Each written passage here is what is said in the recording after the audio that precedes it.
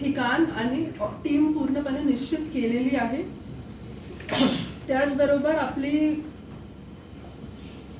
आरो मार्फत आता कारवाई सुरू आहे। जी आतापर्यंत आमची कारवाई होती, आता ही पूर्ण कारवाई आरो मार्फत आपले क्षेत्राची कारवाई पूर्ण सुरू करण्यात आलेली आहे। त्यामध्ये आपली अंदाजे मतदान केंद्राची जी संख्या आहे ती जवळपास 797 अशी आहे। साधारणतः 800 पकडून आपण एक मतदार सेंटर घेतला आहे। तर ही जी मतदार केंद्र आपले फायनल करण्याची जी अंतिम तारीख आहे ते 20 तारीख आहे। आपले जवळपास झाले आहे मतदार केंद्र फायनल, परंतु फायनल त्याचे व्हेरिफिकेशन होत आहे आणि लगेच ती यादी पण प्रसिद्ध होऊन जाईल। आणि एकदा आपले मतदार केंद्र जर फायनल झाले त्याच्यानंतर आपली मतदार केंद्र निहाय जे मतदार यादी आहे त्याचं विभाजन करून त्या सेंटरच्या बाहेर त्याचा फलक होणार आहे। त्याच्यानंतर एकूण जसे मी आपल्याला सांगितले मतदार केंद्र 797 आणि आपले शहराचे एकूण मतदार जर बघितले तर 6,77,180 असे आहे। 6,77,180 ज्यापैकी 3,39,000 एकूण फिगर आम्ही मला पूर्ण ही नोट प्रदान करणार आहे। तर पुरुष आणि महिलाची संख्या जवळपास एक सारखी आहे, 2000चा फरक आहे त्यामध्ये। आणि इतर कॅटेगरी जे आहे ते असे आपल्याकडे 68 आहे, थर्ड कॅटेगरी।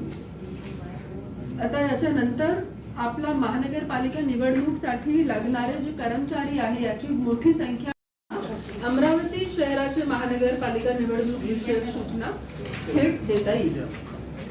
सर्वप्रथम आपला जे कार्यक्रम आहे ते 15 डिसेंबर रोजीला जाहीर करण्यात आला आहे आणि तेव्हापासून आदर्श आचारसंहिता पण लागू झालेली आहे।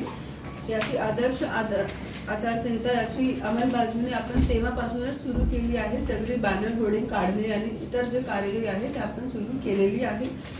त्याच्यानंतर आपला जर महानगरपालिकाबद्दल आपण विचारला तर मतदार यादी जी आहे ते जे 1 जुलै 2025 रोजी जे विधानसभाची यादी होती त्याच यादीप्रमाणे आपली मतदार यादी तयार करण्यात आलेली आहे। या यादीमध्ये नाव डिलिशन एडिशन हे जे विषय ते राज्य निवडणूक आयोगाच्या नसल्यामुळे फक्त नाव एक ठिकाणी दुसऱ्या ठिकाणला शिफ्ट आपण करण्याचा आपल्याकडे अधिकार आहे।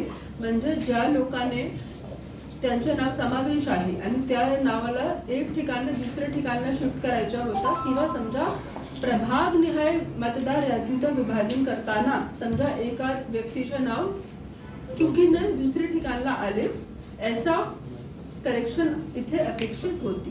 ही जी करेक्शनसाठी आपण आपले प्रत्येक प्रभाग निहाय टीम गठीत केली होती। या टीम मध्ये इंजिनियर होते आणि त्याच्यासोबत इतर आपले झोन स्तराचे अधिकारी लोक होते। यांनी प्रत्यक्ष पाहणी करून आपल्याकडे जेवढी ऍप्लिकेशन प्राप्त होती जवळपास 950 आपल्याकडे अर्ज प्राप्त होते। प्रत्येक ऍप्लिकेशनची अर्जदार सोबत प्रत्यक्ष पाहणी करून चेक केलेलं आहे आणि जिथे जिथे ऍक्च्युअल त्रुटी आढळल्यास आली तर ते आपल्या स्तरावर त्याचं निवारण करण्यात आलेलं आहे। 100 असे आपण लोकांना घेणार आहे। यामध्ये इतर शासकीय कार्यालयाचे पण लोक समावेश राहणार आहे, वाहन पण समावेश राहणार आहे। पूर्ण महानगरपालिका निवडणुकीची प्रक्रिया आयुक्त महानगरपालिकाची अंतर्गत होत असल्यामुळे या रेक्विजिशनिंगचा अधिकार अधिग्रहित करण्याचा अधिकार महानगरपालिका आयुक्ताचा आहे। त्याचप्रमाणे आपण कारवाई करत आहोत। त्याच्यानंतर जर आपण आचारसंहिताबद्दल विचारला तर आपल्या शहरामध्ये स्टॅटिक सर्व्हेलन्स टीम ज्याला SST बोलतोय ते फील्ड सर्व्हेलन्स टीम FST जे फिरती सर्व्हेलन्स टीम असते ती आणि व्हिडिओ सर्व्हेलन्स टीम अशी सगळी टीम आपण आज त्याचा ऑर्डर काढणार आहोत।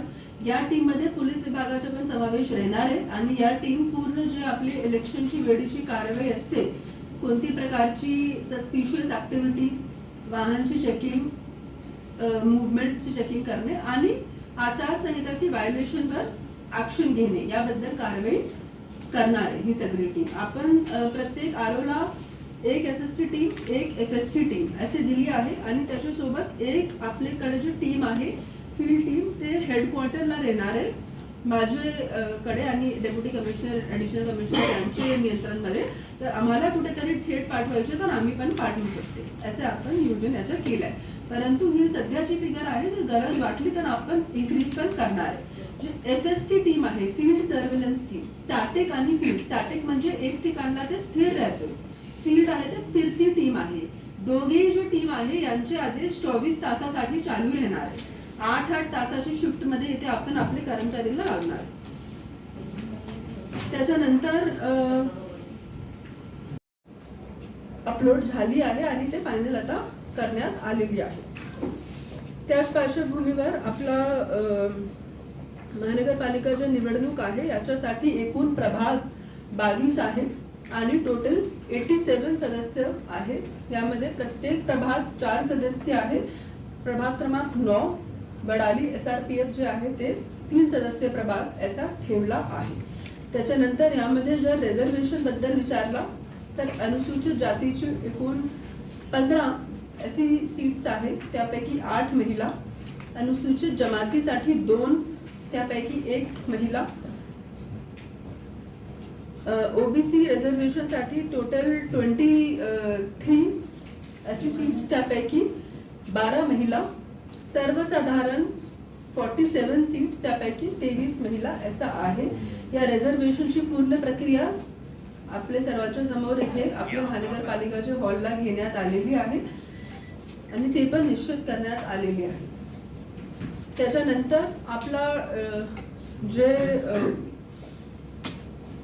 22 प्रभाग आहे, या 22 प्रभागाला आपण 7 रिटर्निंग ऑफिसरच्या अंतर्गत वाटप केले आहे. ही 7 आपले जे प्रभाग आहे ते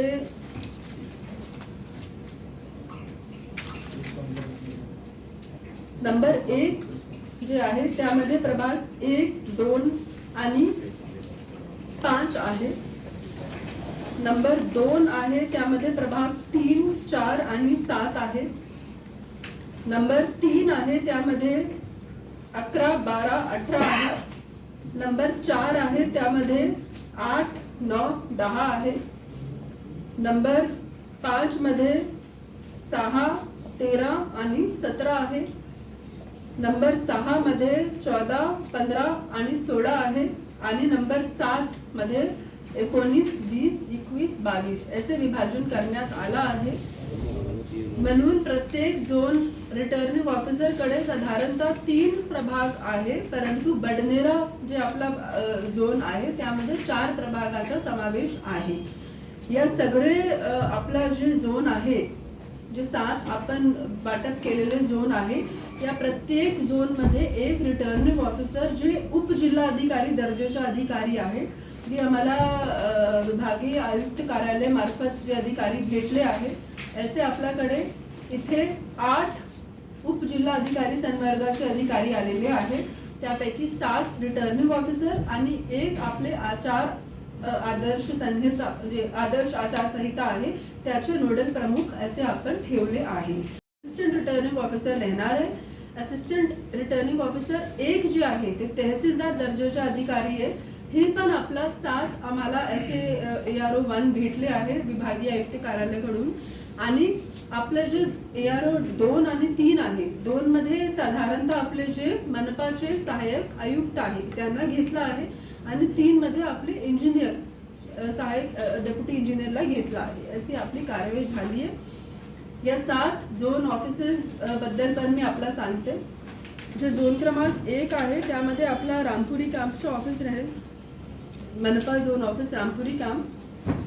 जे झोन क्रमांक 2 आहे तिथे नवीन तहसील कार्यालय ते राहणार आहे रिटर्निंग ऑफिस. 3 साठी आपला राजापेठ झोन ऑफिस राहणार आहे. 4 साठी आपला दस्तूर नगर झोन ऑफिस राहणार आहे.